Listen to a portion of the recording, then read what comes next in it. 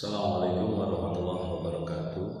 Alhamdulillah hamdalilladzi arsala rasulahu bil huda wa dinil haqq liyuzhirahu 'ala ad-dini kullihi walau karihal kafirun. Asyhadu an la ilaha illallah wa asyhadu anna Muhammadan abduhu wa rasuluhu la nabiyya ba'da. Allahumma shalli wa sallim wa barik ala sayyidina Muhammadin wa ala alihi wa sahbihi ajma'in. Ayyuhan nas ittaqullaha haqqa tuqatih wa la tamutunna illa wa antum muslimun. Shadaqallahu wa shadaqa rasul karim. Alhamdulillahirabbil alamin. Jamaah kampung takwa astagfirullah. Dan siapapun teman-teman yang mendengar melihat siaran ini, mari kita lanjutkan lagi masih di surat Al-Ahzab. Kita sudah sampaikan bagaimana Allah Subhanahu wa taala menegaskan atau menyampaikan kepada Rasulnya satu bentuk syariat, satu bentuk pengorbanan ya yang dilakukan oleh beliau, diantaranya adalah menikahi bekas anak angkatnya ya, menikahi janda dari anak angkatnya yang pada saat itu tidak pernah dilakukan oleh orang-orang kafir Quraisy, sehingga batallah salah satu aturan jahiliyah, yaitu menganggap anak sama dengan anak angkat ya. Dan kalau mengikuti aturan Allah Subhanahu wa taala akan diberikan kebahagiaannya, diberikan rahmat dari Allah Subhanahu wa taala. Mari kita lanjut di ayat yang ke-45 surah Al-Ahzab. Bismillahirrahmanirrahim. Ya ayyuhan nabiyyu inna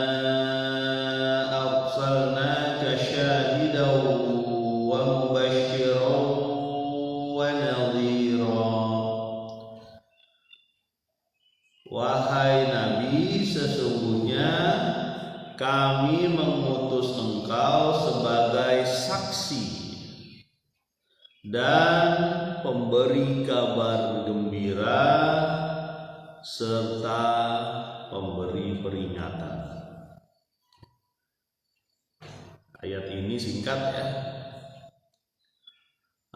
Sekarang Allah mengingatkan kembali bahwa siapa sebenarnya Nabi, siapa sebenarnya Rasulullah SAW. Wahai Nabi, sesungguhnya kami mengutus engkau.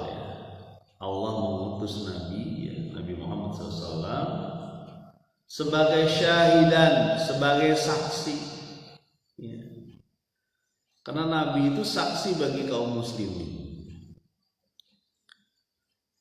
Suatu ketika Nabi pernah ngobrol dengan Abdullah bin Mas'ud dan mengatakan, wahai Abdullah bin Mas'ud, bacakanlah olehku Al-Quran.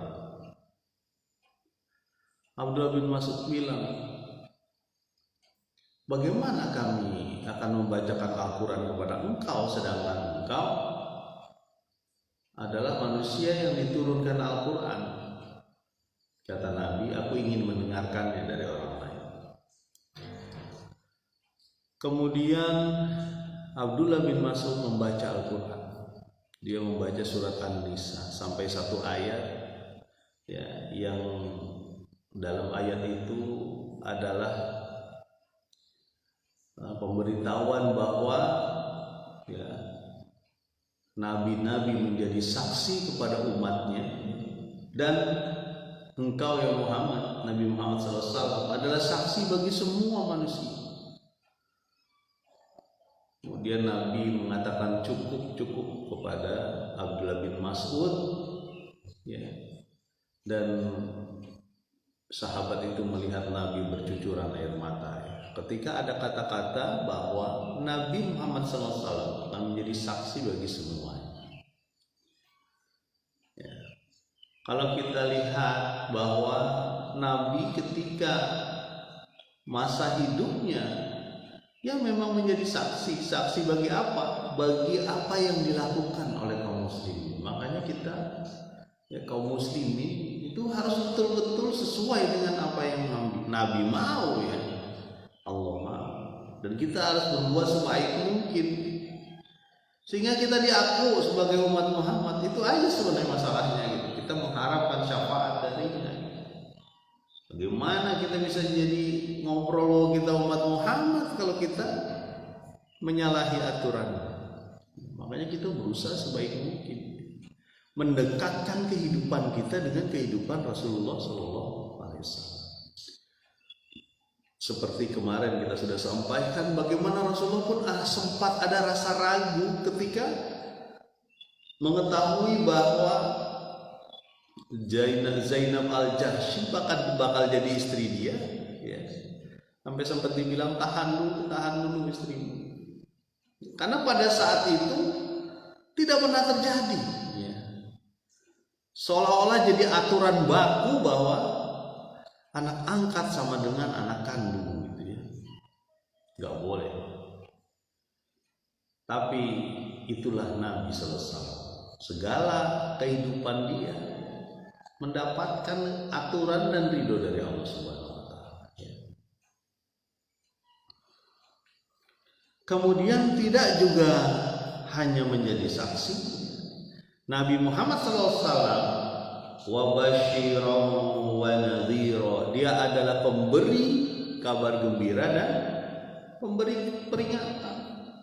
Apa kabar gembiranya? Rahmat Allah, kabar gembira. Ampunan dari Allah, kabar gembira. Surganya Allah pun kabar gembira. Kehidupan yang baik di dunia dan akhirat itu pun kabar gembira. Benar. Ya. Orang yang syahid akan mendapat surga, benar. Ya. Orang yang siddiq, benar. Orang yang sholih itu akan mendapatkan ganjaran. Tajri min tahtihal anhar, surga yang mengalir di bawahnya sungai-sungai. Itu kabar gembira. Bahkan kabar gembira itu ya sering didapatkan di dunia ya, dan disimpan di akhirat. Ada seorang yang bertanya pada Nabi, ya Nabi, kalau orang berbuat baik ya, kalau orang berbuat baik kemudian dipuji orang berbuat baik kemudian dipuji orang, bagaimana ini ya Nabi? Ya. Mungkin masuk pertanyaan dia adalah dia tidak mengharapkan pujian orang, tapi orang memuji. Apa kata Nabi? Itu bagian awal dari kabar gembira. Artinya bisa saja itu merupakan balasan-balasan dari Allah. Ya.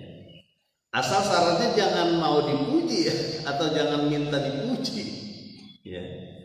Tapi ini adalah spontan dari orang-orang yang mendapatkan mendapatkan kebaikan dari dia. Ya. Jadi itu kayak semacam bonus gitu ya. Bonus bahwa ini dia mengerjakan kebaikan. Tapi jangan diharap-harap. Salah nanti ria ya. Ingin dipuji orang ya, enggak boleh. Ya. Jemaah kampung takwa astagfirullah dan teman-teman yang mendengar siaran ini ya, ada Kang Rifki ya. Semoga usahanya lancar terus insya Allah berkah.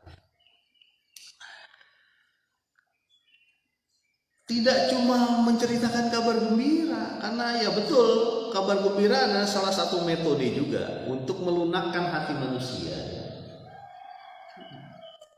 Apa contohnya Nabi memberikan kabar gembira?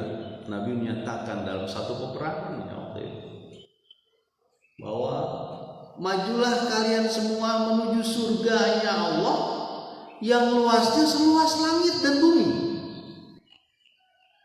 Ya. Seluas langit dan bumi. Enggak kebayang sama kita seluas langit dan bumi. Sebogor aja itu luar biasa jauhnya perjalanan dari ujung barat ke ujung timur Bogor tuh ya. ujung barat di daerah Jasinga, ujung timur daerah Jonggol gitu ya, sampai mau dipecah sekarang ke Bogor. Naik mobil aja berjam-jam. Ya, itu satu kabupaten kecil. Ya tapi termasuk kabupaten padat ya, terpadat di Indonesia ya. Sampai 5 juta orang. Itu luar biasa, kita jalan aja berjam-jam. Belum lagi dari ujung barat Pulau Jawa sampai ujung timur yang 1000-an kilometer kurang lebih. Itu bagian kecil aja dari Indonesia. Sementara Indonesia kurang lebih 1/8 dari keliling bumi. Nah, ketika Nabi menyampaikan salah satu kabar gembiranya bahwa surga itu seluas langit dan bumi, ya. Orang-orang Quraisy kan biasa ya jalan ke Palestina, jalan ke mana? Ke Yaman, rihlatas sita'i was-saif, untuk melakukan perdagangan. Jadi dia tahu betapa besar panjangnya bumi itu. Berhari-hari dia jalan ke Sam. Ya, waktu itu kendaraannya cuma onta ya. Berhari-hari dia juga jalan ke Yaman. Ya. Jadi dia tahu ya, kampung Quraisy itu tahu betapa jauhnya bumi ini. Ketika disampaikan berita gembira, yaitu bahwa surganya Allah itu seluas langit dan bumi, ya. Seorang sahabat itu ya menanyakan, memang benar seluas langit dan bumi ya Nabi? Iya. Ketika dia lagi makan, kurmanya itu langsung ditaruh. Dia makan kurma waktu itu. Ya. Kalau begitu kelamaan saya makan kurma itu. Waktu itu dalam suasana perang. Ya. Lalu dia segera maju. Artinya kelamaan tuh lama banget mau masuk surga yang segitu lebar. Dia maju ke medan juang, dia syahid fisabilillah.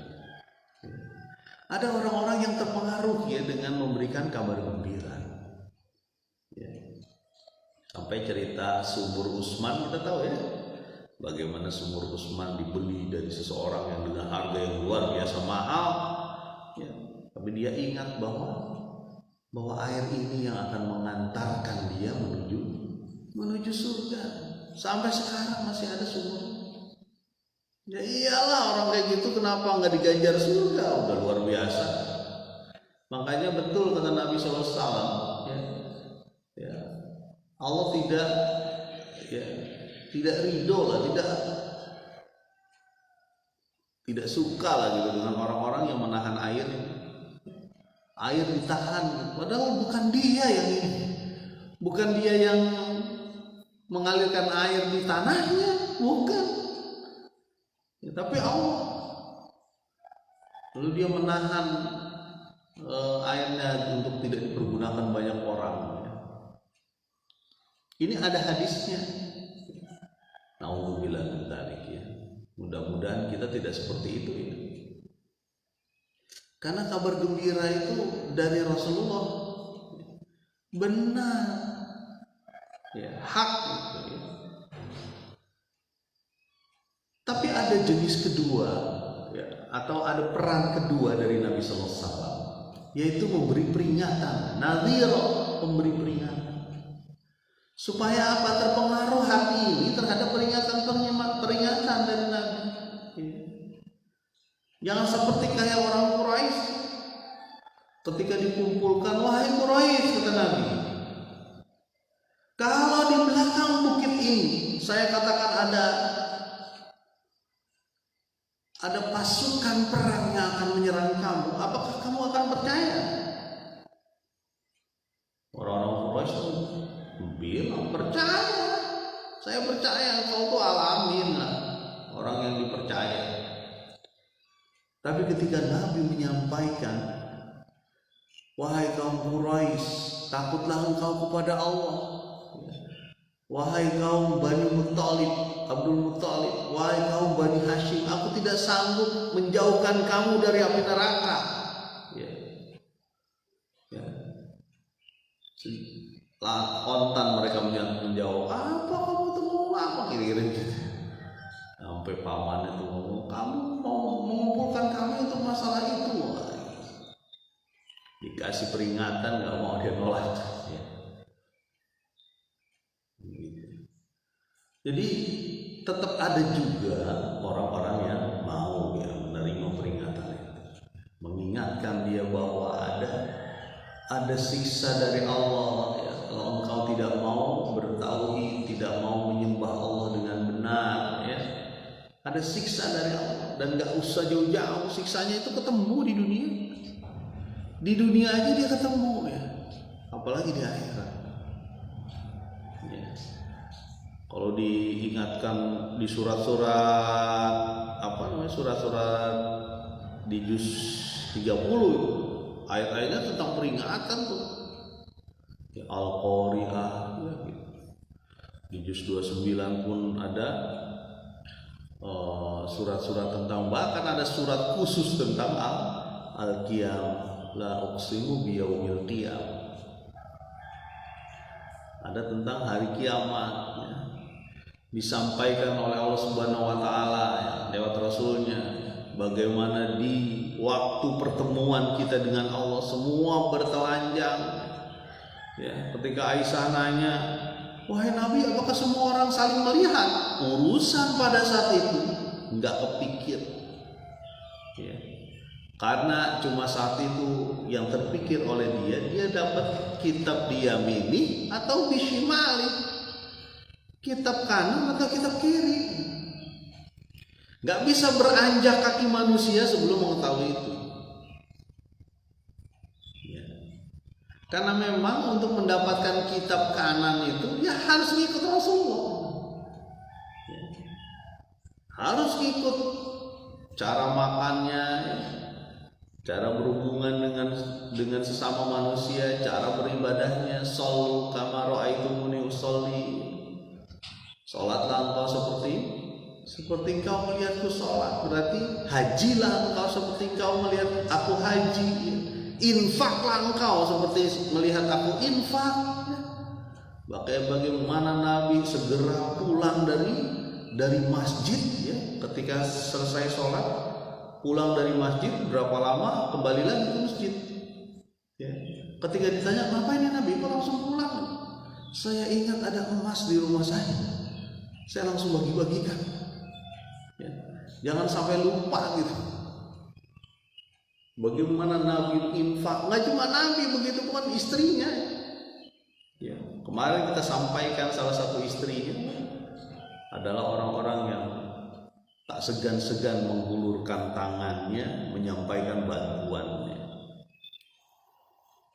ya. Jadi infaklah engkau seperti aku infak, berjuanglah engkau seperti aku berjuang ya. Bagaimana Nabi berjuang dengan air mata, darah, keringat bercucuran ya, ditimpukin di Taif ya, di Taif ya. Dihajar baju besinya sehingga tembus baju besinya kemana? Ke giginya, sampai dicabut oleh sahabat Nabi, baju besi yang merobek pipinya sampai tembus ke gigi besinya Nabi itu. Sahabat Nabi pun sampai giginya copot, tanggal, saking kerasnya baju besi itu merobek muka Nabi. Jadi jangan salah, Nabi juga berjuang ya, robek itu mukanya Nabi ya.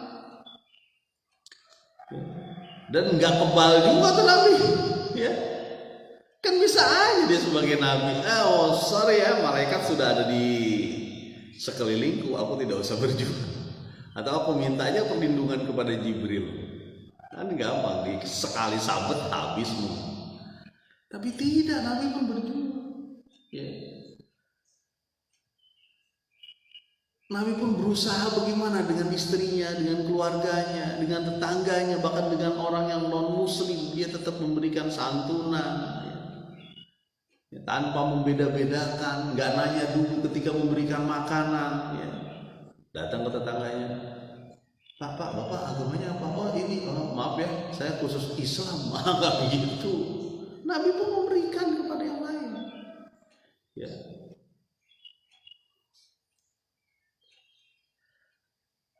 Nah, jadi apa yang Nabi lakukan kita coba lakukan gitu. Walaupun nggak semua ya, ada hal-hal yang tidak diperbolehkan. Nabi dibolehkan lebih dari 4 orang beristri ya. Kalau umatnya nggak boleh. Nabi menjadi kewajiban yaitu sholat malam wajib dia bagi dia. Bagi kita tidak sunnah. Jadi nadhiro sebagai pemberi peringatan juga tuh Nabi. Ya. Ayat selanjutnya, ayat ke-46. Wada'iyan ilallahi biiznihi wa sirajan munira, dan penyeru kepada Allah. Wa sirajan munira, dan pemberi cahaya yang terang benderang. Nabi itu penyeru kepada Allah, dai. Hanya menyeru kepada Allah, bukan menyeru kepada dirinya. Bukan menyeru kepada kepopulerannya, bukan menyeru kepada tokohnya, ketokohan dia, bukan. Bukan menyeru kepada sukunya, bukan. Bukan menyeru kepada bangsanya, bukan menyeru kepada hartanya supaya dia dapat banyak harta, bukan menyeru kepada nafsunya supaya dia bisa menunaikan nafsunya dengan bebas, bukan menyeru kepada nasionalisme Arab waktu itu misalnya, ya. Bukan menyeru kepada warna kulit dia, bukan menyeru kepada Quraisy, bukan.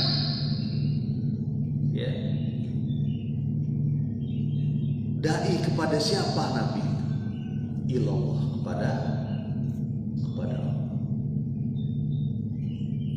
Kalau dia menyeru kepada jabatan dia, ya dia tinggal bilang aja, ya oke ya Quraisy, boleh deh saya jadi raja kamu deh.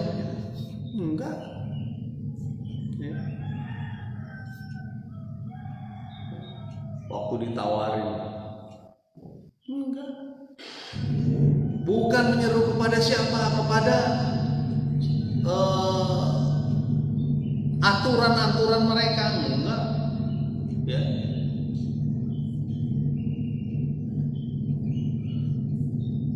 Bukan menyeru kepada persamaan hak yang membabi buta. Kan ada tuh yang menyamakan hak membabi buta, diantaranya ideologi komunisme misalnya ya. Apa dia bilang? Sama rata, sama rasa. Semuanya harus sama. Tanah harus dibagi-bagi bersama. Kalau perlu tanah itu bukan milik seseorang, tetapi milik negara. Ya, nggak boleh dimiliki seseorang. Ya. Akhirnya dimiliki negara, dibagi-bagi. Belum tentu benar juga. Karena Allah juga mengakui hak kepemilikan. Ya. Ada orang kaya, ada orang miskin, ada orang yang biasa-biasa saja. Karena itulah dinamika manusia. Orang kaya mestinya memberi kepada yang miskin. Orang yang miskin nggak jealous, dengkian sama orang kaya. Ya. Sehingga terjadi ukhuwah Islamiyah. Ya. Makanya kemarin saya sampaikan ya, bagaimana orang miskin ngobrol sama Nabi. Wah Nabi, orang kaya bisa banyak pahalanya ya Nabi. Dia bisa infak, dia bisa sedekah, dia bisa zakat mal, zakat fitrah. Bahkan dia bisa pergi haji. Ya dari yang jauh-jauh itu datang. Kami gimana ya Nabi? Kami nggak punya apa-apa. Apa kata Nabi? Tasbih itu juga sedekah, tahlil itu juga sedekah, takbir itu juga membaca takbir juga sedekah. Nah, mulai tenang tuh orang-orang duafa itu ya, udah ini dia bertasbih, bertahlil dan sebagainya. Beberapa saat dia datang lagi. Wahai Nabi, orang kaya juga begitu juga gitu. Kata Nabi apa? Ya itu bagian dari karunia Allah. Memang dia dapat kelebihan. Ketika dia kaya, dia bisa bertasbih, dia juga bisa berinfak, bersedekah. Ya. Jadi manusia itu fitrahnya memang ada yang kaya, ada yang miskin, dan bukan kemuliaan. Orang kaya bukan kemuliaan, orang miskin juga bukan kehinaan, bukan. Bisa saja orang kaya jadi hina, orang miskin jadi mulia. Begitu juga sebaliknya, bisa saja orang kaya mulia, orang miskin hina, tergantung amalnya mereka gitu. Ya. Orang kaya bisa mulia kalau dia mempergunakan hartanya dengan benar dan mendapatkannya dengan benar, ya. Mendapatkan harta dengan cara yang halal dan tidak berlebihan juga. Ya.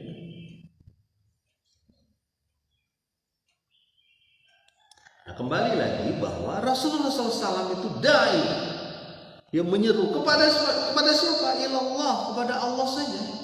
Ya.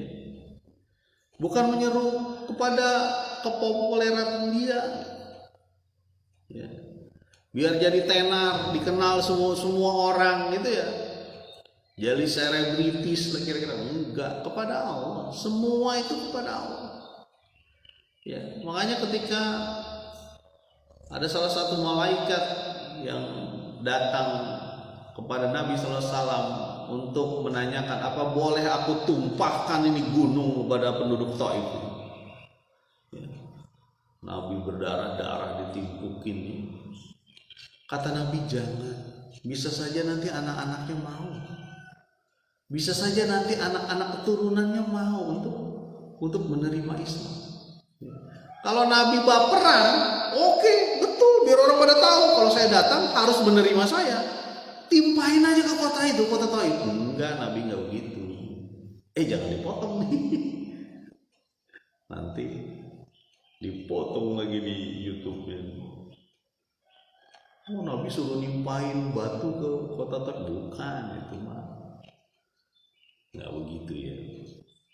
Tapi Nabi betul sih setelah itu, beberapa saat setelah itu orang-orang Taif masuk Islam, betul. Ya.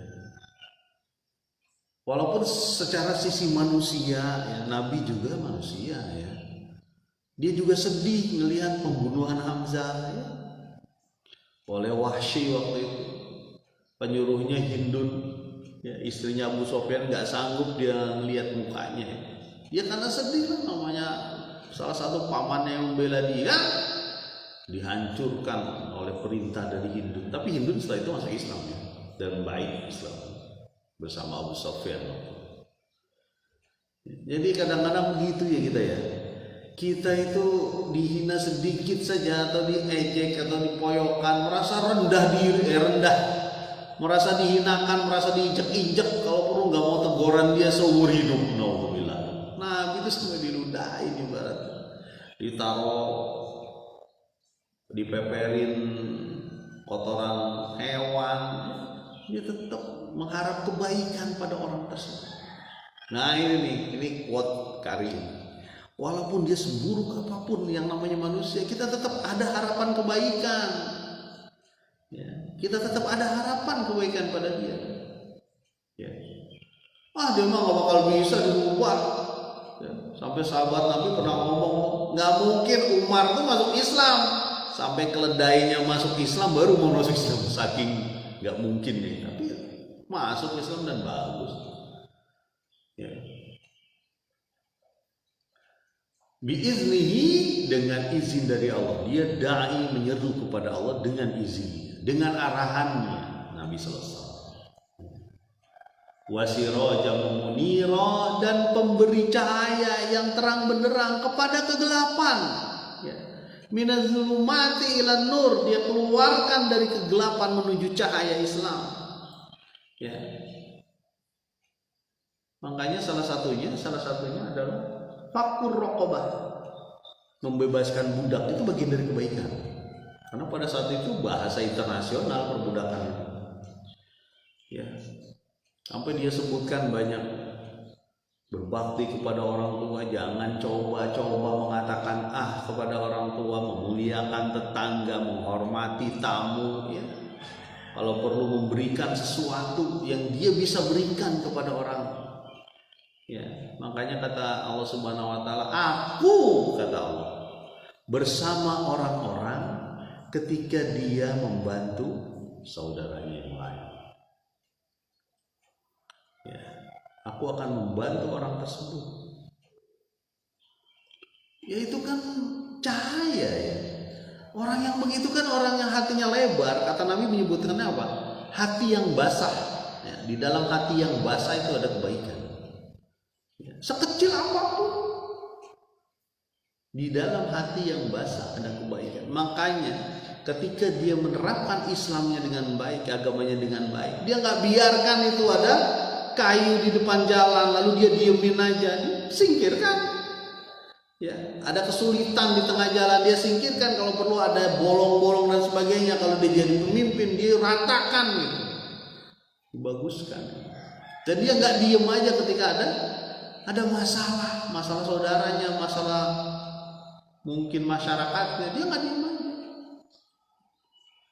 Ya itulah namanya ketika dia memegang syariat Islam, ya apa saja ya, dia akan menjadi pemecah masalah, solusi. Ya. Mudah-mudahan bermanfaat. Subhanakallahumma wa bihamdika asyhadu an la ilaha illa anta astaghfiruka wa atubu ilaik. Assalamualaikum warahmatullahi wabarakatuh.